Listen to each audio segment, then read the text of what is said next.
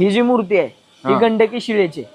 अच्छा, म्हणजे गंडकी नदीचा जो दगड असतो जो सध्या राम मंदिरच्या मूर्तीसाठी जो दगड वापरला गेलाय त्या दगडामध्ये ही मूर्ती घडवलेली आहे. वाव. गंडकी पाषाण म्हणतात त्या पाषाणामध्ये ही मूर्ती आहे.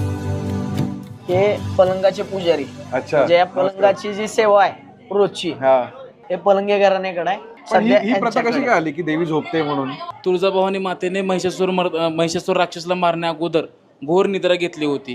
पलंगावर झोपली होती. त्यानंतर पुन्हा महिषासूर वध केला नऊ अवतारामध्ये. त्यानंतर म्हणजे तुळजापूरला असं आहे, शारदीय नवरात्र उत्सव चालू होण्यापूर्वी देवीला 9 दिवस पलंगावर निद्रा असते.